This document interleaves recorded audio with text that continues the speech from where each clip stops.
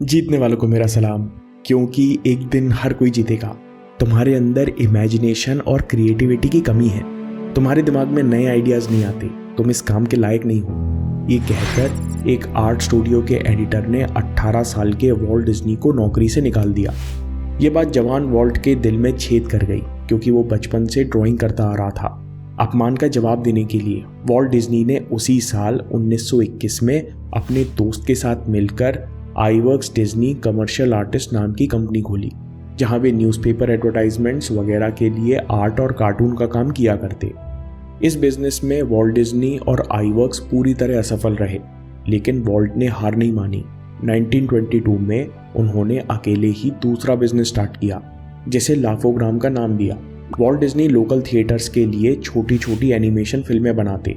नुकसान और पैसों की कमी के कारण 1924 में यह बिजनेस भी बंद करना पड़ा। इस बिजनेस को बचाने के लिए वॉल्ट डिज्नी ने दिन रात मेहनत की थी। वे देर रात तक अपने पिता के गैरेज में काम किया करते। इस समय वॉल्ट डिज्नी को अपने ऊपर शक होने लगा था। उन्हें लगने लगा था कि एनिमेशन और कमर्शियल आर्ट मेरे बस की बात नहीं है, इसलिए वे अपने भाई के साथ हॉलीवुड चले गए। उन्हें यहाँ भी कोई खास काम नहीं मिला, लेकिन उन्होंने देखा कि यहाँ कोई खास एनिमेशन स्टूडियो नहीं है, तो उन्होंने फिर हिम्मत जुटाई और अपने भाई के साथ मिलकर डिज्नी ब्रोस के नाम से स्टूडियो खोला। ये बिजनेस ठीक ठाक चलने लगा। उन्हें पहली सफलता और प्रसिद्धि ओसवाल्ड द लकी रैबिट के रूप में मिली। जब वॉल्ट डिज्नी अपने प्रोड्यूसर से मिलने और अपने कॉन्ट्रैक्ट के बारे में चर्चा करने न्यूयॉर्क पहुंचे, तो उन्हें पता चला कि उनके प्रोड्यूसर ने ही धोखे से कार्टून कैरेक्टर के राइट्स अपने नाम कर लिए हैं और डिज्नी ब्रोस के सारे आर्टिस्ट को भी खरीद लिया है, जिन्हें एनिमेशन खुद डिज्नी ने सिखाया था। वॉल्ट डिज्नी को बहुत निराशा और फ्रस्ट्रेशन हुआ। यहाँ तक पहुँचने के लिए वॉल्ट डिज्नी ने 8 साल कड़ी मेहनत की थी। एक समय ऐसा भी था जब वे ऑफिस में ही जमीन पर सोया करते और ट्रेन स्टेशन पर नहाया करते। लेकिन वॉल्ट डिज्नी ने बड़े स्टूडियो से लड़ने की जगह अपनी क्रिएटिव एनर्जी को नए प्रोजेक्ट की तरफ मोड़ दिया। इस मीटिंग के बाद वे वापस ट्रेन में बैठे और तत्काल नए कार्टून कैरेक्टर पर काम करना शुरू कर दिया, जिसे बाद में नाम दिया गया मिकी माउस। मिकी माउस को वॉल्ट डिज्नी ने कड़ी मेहनत और लगन से एनिमेट किया और खुद आवाज़ दी। ये सब उन्होंने अकेले किया, क्योंकि कंपनी में कोई बचा ही नहीं था। जब डिज्नी साहब ने मिकी माउस का आइडिया अपने डिस्ट्रीब्यूटर्स को बताया, तो कोई उनके साथ काम करने तैयार नहीं हुआ। डिस्ट्रीब्यूटर्स का कहना था कि लोग बड़े पर्दे पर चूहे जैसे घिने रोडेंट्स को देखना पसंद नहीं करेंगे, लेकिन वॉल्ट डिज्नी को धुन सवार थी। जब मिकी माउस की कंसेप्ट फिल्म तैयार हुई, तो कोई बैंक उनको फाइनेंस करने तैयार नहीं था।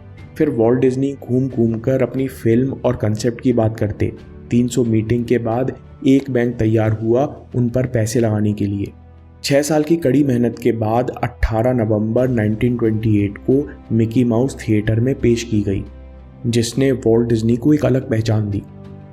ऐसा नहीं था कि वॉल्ट डिज्नी को फेलियर और धोखे से तकलीफ नहीं हुई। मिकी माउस के सफल होने के बाद भी उनकी कंपनी कर्जे में डूबी थी। उन्हें रात में नींद नहीं आती थी। वे फोन पर बात करते करते रो दिया करते या मीटिंग और रिहर्सल में कंसंट्रेट नहीं कर पाते। लेकिन उनमें एक खासियत थी, जिस कारण वे छोटी बड़ी सब परेशानियों से निकल पाए। वॉल्ट डिज्नी अपने फेलियर के बारे में खुलकर बात करते थे। उनका फेलियर से लड़ने का तरीका था कि वो फेलियर और कठिनाई के टाइम पर और बड़ा विजन देखते और पूरे उत्साह से उसे पूरा करने में लग जाते। मिकी माउस के बाद जब डिज्नी कंपनी 4 मिलियन कर्जे में डूबी हुई थी, तब वॉल्ट डिज्नी साहब ने पहली full length animated feature film बनाने की ठानी। फिर जब उन्होंने लोन उठाया और 3 साल की मेहनत नए रियलिस्टिक एनिमेशन की खोज करने के बाद 1937 में स्नो वाइट और 7 ड्वार्फ्स रिलीज हुई और फिल्म अत्यंत सफल रही। उसके बाद कई चैलेंजेस आए, डिज्नीलैंड खोला गया, लेकिन वॉल्ट डिज्नी ने पीछे मुड़कर नहीं देखा, क्योंकि वे इस समय तक अपना नाम और काम स्थापित कर चुके थे। टेनेसिटी, जिसे हिंदी में कहेंगे दृढ़ प्रतिज्ञा, वॉल्ट डिज्नी की एक खासियत थी। वो जिस प्रोजेक्ट का विजन बनाते उसके साथ इमोशनली एक हो जाते। फिर कितनी भी सलाह, परेशानियां और रुकावटें आए, उनका विचार नहीं बदल सकती थी। इसलिए उनके करीबी दोस्त और रिश्तेदार कहते कि वॉल्ट डिज्नी थोड़े सनकी हैं। उनकी दूसरी खासियत थी परसिवेरेंस, यानी लगातार एक्शन लेना। दृढ़ प्रतिज्ञ होने का तभी फायदा है जब आप अपने विजन पर लगातार एक्शन लेते हैं, नहीं तो आप केवल ख्यालों में डूबे रहेंगे। और सचमुच सच्चाई से वास्ता खो देंगे। विजन्स आपको सपने दिखाते हैं, आप में हौसला और उत्साह बढ़ते हैं, लेकिन एक्शंस आपको धरातल से जोड़ते हैं और आपके विजन और गोल्स का रास्ता तय करते हैं।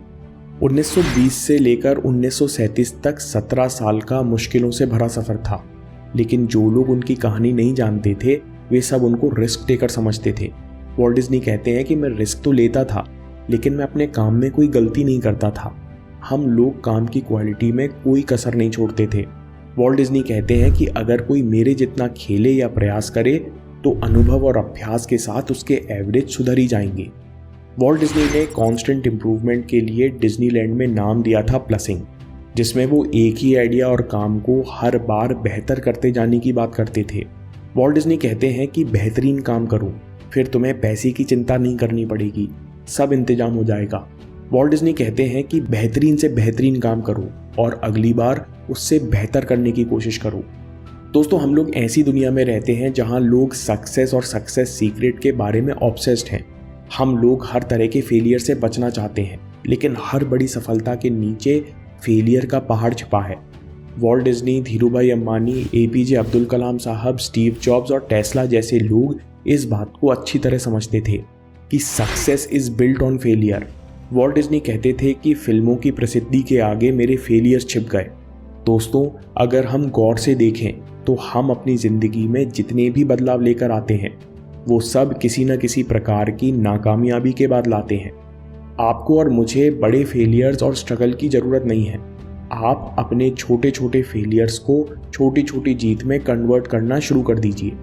वॉल्ट डिज्नी अपनी असफलता के बारे में कहते हैं कि जो असफलता मेरे जीवन में आई वो मुझे तोड़ने के लिए नहीं बल्कि मुझे जोड़ने के लिए आई थी। वॉल्ट डिज्नी कहते हैं कि हर फेलियर और परेशानी ने मुझे बहुत मजबूत बनाया है। जब हम मुंह के बल गिरते हैं तब एहसास नहीं होता, लेकिन ये हमारे लिए सबसे अच्छे लेसन्स होते हैं। जीवन आपको बहुत सारी बातें और सिद्धांत फेलियर के माध्यम से सिखाता है। इसलिए डिज्नी साहब कहते हैं कि जवानी में फेल होना बढ़िया है। ये आपको सिखाता है कि फेल होना इतनी अनोखी बात नहीं है, ये सब के साथ होता रहता है। एक बार आपने समय से निकलना सीख लिया, फिर आप पहले जैसे मासूम और अनभिज्ञ नहीं रह जाते। फिर आप किसी भी हाल में अपनी मुश्किलों से लड़ने की हिम्मत रखते हैं।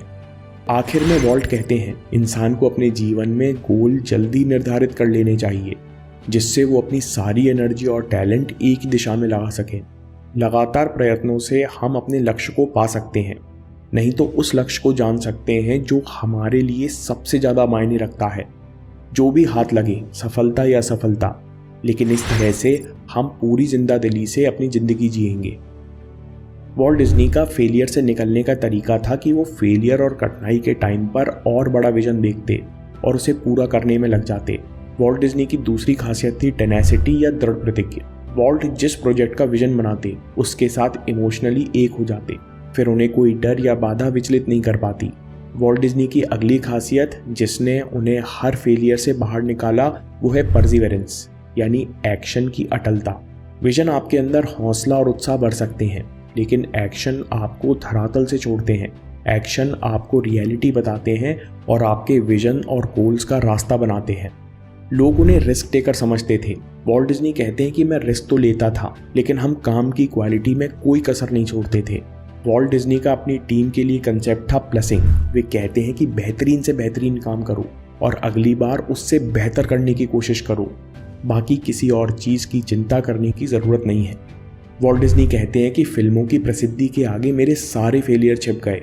सच ये है कि हर बदलाव और सफलता का सफ़र फेलियर और तकलीफ से शुरू होता है। असफलता इतनी अनोखी चीज़ नहीं है, ये सबके साथ होता है। एक बार आपने समय से निकलना सीख लिया, फिर आप पहले जैसे मासूम और अनभिज्ञ नहीं रह जाते। आप सब प्रकार की कठिनाइयों से लड़ना सीख लेते हैं।